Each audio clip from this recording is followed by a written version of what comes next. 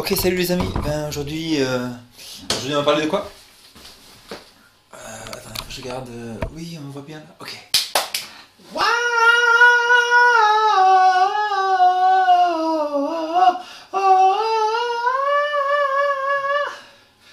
Le sujet d'aujourd'hui c'est l'athéisme, création, évolution, la France, Révolution française, darwinisme. Et donc oui, c'est et l'opinion personnelle parce que nous sommes dans un pays francophone. Dans un pays francophone et le grand problème c'est que beaucoup de gens maintenant sont devenus des croyants dans le néant, hasard, dans l'opinion personnelle. Néanmoins, en France, il y a 200 ans, tout le monde croyait dans une divinité, la divinité de Dieu, la parole de Dieu et la création de Dieu. Un grand changement s'est passé à l'époque de Maximilien Robespierre, ils ont fait la Révolution française, donc les Bibles ont été brûlées, les prêtres ont dit tout ce qu'on vous a dit c'était une farce. Et donc ils ont fait rentrer dans Notre-Dame un grand gâteau, et de ce gâteau au milieu une femme nue est sortie. Et là tous les prélats ont dit Françaises, Français, à partir de ce moment, adorez la divinité de la raison, la déesse de la raison. Il n'y a rien de mal avec les femmes nues. La nudité, vous regardez sur la Bible, c'est pas un péché. Le sexe de mariage, c'est pas un péché. Mais c'est une histoire importante. Parce que on est dans une époque, maintenant en 2014, de sécularisme important. Sécularisme, ça veut dire que le monde entier, à cause surtout du président Obama, je trouve, et plus l'évolution, plus les philosophes, veut dire que les gens maintenant, ils croient dans moi. Vous, si vous vivez en France, Belgique ou dans des pays européens très sécularisés, il y a une grande chance que vous êtes tombé dans ce panneau total de moi je crois dans mes pensées, je crois dans mon opinion personnelle. Ma question c'est d'où vient ton opinion personnelle? Pourquoi tu as une opinion personnelle?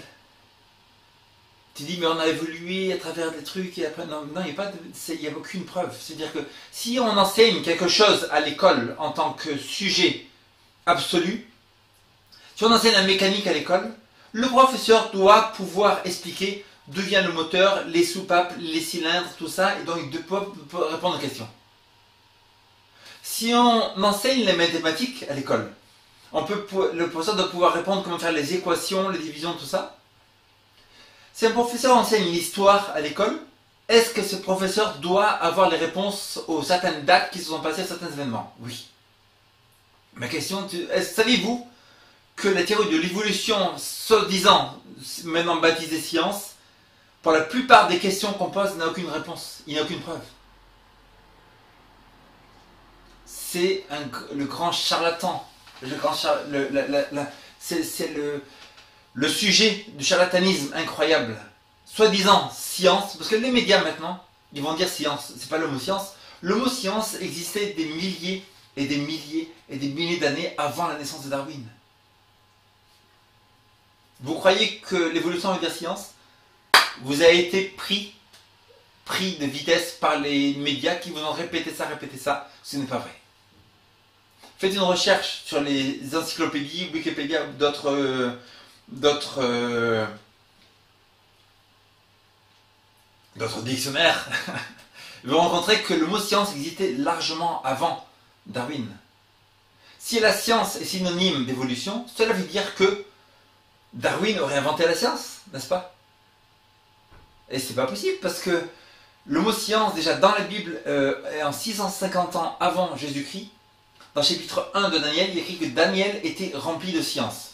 650 ans avant Jésus-Christ, ça fait 2600. Il y a 2650 ans sur Terre, des gens parlaient de science déjà. Saviez-vous? Est-ce qu'il y a 2500 ans là-bas dans les contrées de Babylone, dans le Moyen-Orient, tout ça, est-ce que le mot voulait dire révolution? Non. Qu'est-ce que ça veut dire alors? Ça veut dire que le mot évolution, le mot science a été rebaptisé et on lui a donné une nouvelle signification.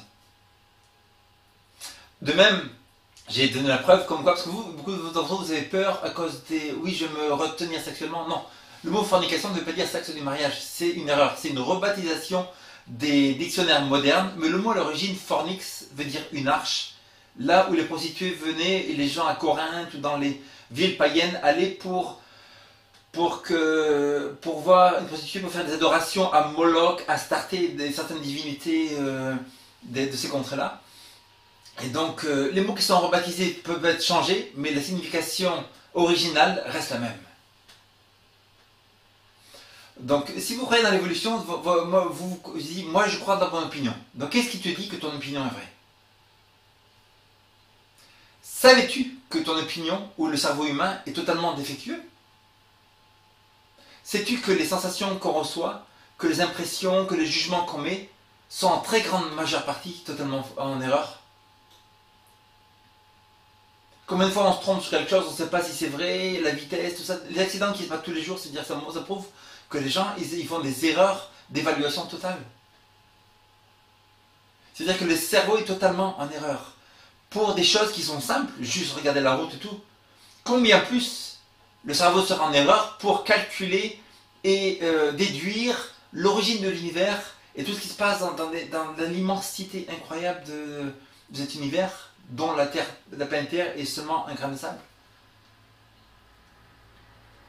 Ça veut dire que si quelqu'un pense quelque chose, maintenant c'est devenu 2014, les gens croient que moi je pense quelque chose, ça devient réalité.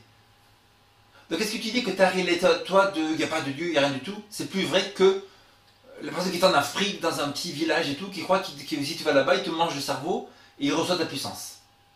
Pourquoi ta réalité serait plus vraie que sa réalité? Donc on voit que tous les deux vous êtes en erreur. C'est pas parce qu'on pense quelque chose. Et c'est intéressant parce que dans ce sujet-là, vous donnez souvent beaucoup de liberté. La plupart des athées vous donnent beaucoup de liberté à choisir pourquoi. Parce qu'il n'y a pas quelqu'un qui va vous dire oui c'est ça, c'est ça. Mais si vous êtes en train de rouler sur un village en France, tout ça, vous roulez à 80, la police vous arrête, est-ce que tu vas dire oui monsieur l'agent, donc je roulais à 50. Je roulais à 50. Et monsieur l'agent va dire es-tu sûr que tu roules à 50? Et vous dire oui c'est mon opinion, je suis sûr certain, mon opinion sûr certain absolu c'est que je roulais à 50 km/h. Est-ce que le policier va te dire à l'autre, oh, à fortuit, donc le monsieur, l'individu, croit vraiment dans son cœur qu'il roulait à 50 km/h, et donc, allez-y monsieur, on respecte votre opinion, on respecte vraiment votre opinion personnelle. Vous avez une opinion personnelle assez intéressante, et cette opinion personnelle est à respecter profondément. Non, il va te mettre un truc comme ça, et le monsieur va venir et te mettre un truc comme ça, et ça s'appelle un papier, tu dois payer de l'argent là. Si tu payes l'argent là, tout de suite le monsieur, tu vas rentrer chez toi, tu vas faire un chèque et tout, et tu l'envoies à lui parce que tu allé trop vite, t'as menti et tout là. Tu comprends? Est-ce que ton opinion personnelle sert à quelque chose dans ce cas-là? Pas du tout. Est-ce que s'il y a un tremblement de terre à Paris, ou une grande vague qui arrive, un tsunami, les gens le savent? Par exemple, je suis le seul qui le sait. Ou tout le monde le disant, tout le monde le sait. Il y a beaucoup de gens qui disent, moi je ne veux pas croire, je ne crois pas, je ne crois pas, je ne crois pas, je ne crois pas. Tu ne crois pas dans le tsunami, tu ne crois pas. Est-ce que le fait de ne pas croire dans le tsunami fait en sorte que celui-ci n'arrive pas? Non. Donc est-ce que le fait que toi tu ne crois pas en Dieu, ni dans le jugement, ni dans l'enfer, dans le paradis, fasse en sorte qu'un jour Dieu ne va pas te juger, il n'y aura pas de paradis, tu ne vas pas terminer en enfer? Ben non, bien sûr que non. Ton opinion personnelle, Dieu n'en a rien à faire. Le fait que tu aies une opinion personnelle, c'est que Dieu est un Dieu d'amour, il a donné une liberté à tout le monde de choisir le bien et le mal. Si l'évolution est vraie, d'où vient le bien et le mal? Personne ne peut répondre à ça. Même le plus grand scientifique. Mais pourtant, si c'est enseigné à l'école, on devrait répondre à toutes les questions. D'où vient le bien et le mal si Dieu n'a rien fait, si tout vient du hasard, du néant et du Dieu randomness, enseigné par le prophète Darwin? Tu ne sais pas d'où vient le bien et le mal? Eh bien, de la même manière, tu ne peux pas expliquer l'évolution parce que tu n'as pas les preuves pour cette fausse théorie. Maintenant, en anglais, Dawkins, par exemple Richard Dawkins qui a écrit des livres là-dessus, Hawkins, tout ça, ils disent que ça vient de randomness. L'univers vient de randomness and chance. Randomness and chance, en français, ça veut dire le hasard. Tout vient du hasard. Les milliards de planètes, Canis Majora, la planète Io qui envoie des jets de flammes 300 km en l'air, tous les 3 heures avec 300 volcans partout. Europa qui est totalement glacée, d'autres qui a des ravins incroyables, 100 fois la taille du Grand Canyon, des bêtes incroyables, les cerveaux, les plantes, l'atmosphère, la pluie qui tombe pour qu'on puisse noter ça. Le hasard. Si c'est le hasard, prouve que le hasard a pu créer tout ça. Tu ne peux pas prouver, personne. Et c'est enseigné dans les écoles. C'est enseigné dans les écoles. Randomness. Ça veut dire que là j'ai une chaise ou une table. Il y a une table. Est-ce que pour construire une table, il faut calculer le nombre de clous? Est-ce que pour construire une table, il faut calculer la hauteur, la largeur, savoir quel matériel tu vas utiliser, comment tu vas la faire, si tu vas la polir ou quoi? Oui, tu vas décider à l'avance. Donc tu vas planifier. Tu vas planifier que cet objet soit d'une certaine manière, n'est-ce pas? Une table ne peut pas sortir comme ça sans planifier. Même si tu veux faire la table la plus facile possible, tu dois couper quelque chose, tu dois savoir comment tu veux couper, tu vas savoir la hauteur, donc tu dois planifier. Il n'y a rien sur la Terre qui vient sans planification. Donc comment une chose si facile qu'une table ou une chaise a besoin d'une certaine planification, comment l'univers des milliards et des milliards de fois plus compliqué serait venu du hasard? En fait, réfléchis, est-ce que le hasard peut réfléchir? Randomness and chance, est-ce qu'ils peuvent réfléchir? Non. Est-ce que le hasard peut planifier quoi que ce soit? Non. Est-ce que le hasard a de l'intelligence?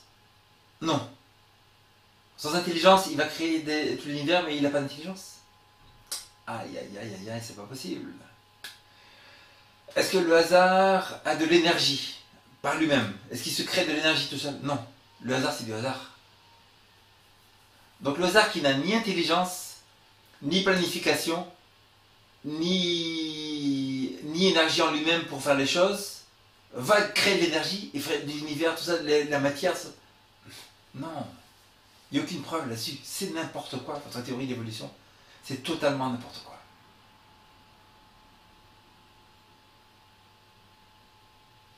Après, vous dites que tout vient de la sélection naturelle.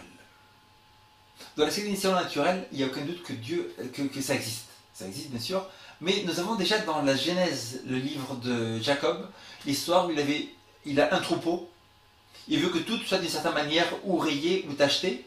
Donc il fait en sorte que tout son troupeau, mélanger une certaine partie de son troupeau pour qu'elle vienne de la manière dont il veut. Ça s'appelle la sélection naturelle.